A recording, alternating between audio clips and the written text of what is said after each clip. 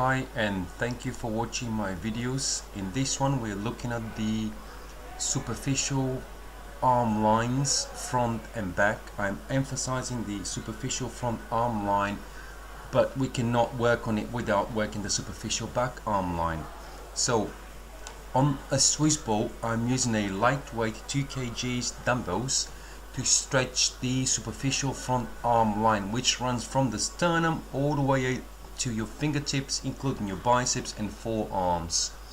Now let's not forget that this arm includes the latissimus dorsi as well on the back of the back of the rib cage. So stretching the chest, the biceps, the forearms and the lats as well. So you need to vary the angle to hit all these muscles.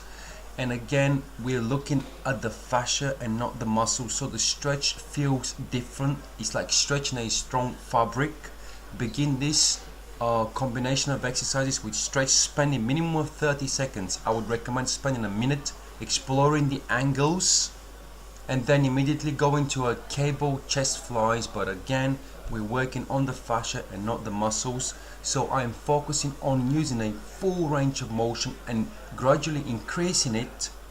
Now I'm stretching the fascia and loading the fascia, stretching the fascia, opening up, bending my wrist backwards and opening up my fingers a little bit. Every time I go back, I pause for a second or two, locking the elbows out, sending energy back and out through my palms, so I feel the stretch in the whole line, of course not the lats in this case. And now I change the angle, I go horizontal. Now I start with my hands going down to hip level, and now they're down to a sternal level, mid lower sternum. Again, I do the same thing, I reach out, lengthen the whole line, and then I load the line. I do not do a repetition, I do not load the line before I feel the stretch. This is not about pumping muscles. And now I'm gonna add to the stretching and loading the lats. So keep looking for this angle. Be very careful with this version because it really puts strain on your back. So you need to recruit your buttocks and abdominals to secure the spine and lean slightly forward. Do it slowly, keep the shoulders down, never allow the shoulder blades to shrug. You need a good shoulder blade stability. And again, we're stretching and contracting the fascia and not the muscles. Especially I focus on stretching the fascia. That's the second exercise in the sequence. Do, let's say, 5 repetitions at each of those 3 levels, total of 15 with lightweight. Do not go heavy. This is not a chest flies, pumping your chest exercise.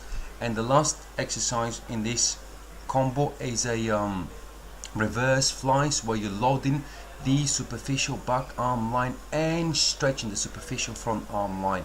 Start with the hands going down at the waist hip level. They rotate the shoulders externally, bring the shoulder blades down, bend your wrists backwards, so all the muscles from the fingertips down to the spine are contracting at the back, and at the same time the muscles of the front are lengthening. Again, I did here 5 repetitions on each level, down, middle and up. Now I'm middle level, lower to mid sternum level.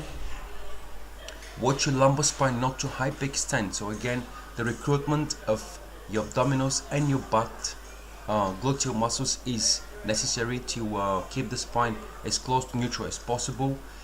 Also, one important thing, now I'm including the lats. Again, keep fine-tuning the angle. One important thing is to not let the lower ribs stick out. Do not let your lumbar spine hyperextend, and don't let the lower ribs stick out. So you need a lot of stability and good alignment. And now I'm finishing here with the left hand, again trying to include the latissimus, so releasing the front and the back of the armpit with the last version, going at an angle anything between 45 and 60 degrees. Begin the pull with the shoulder blade, pulling it back and down and towards the middle, towards the spine.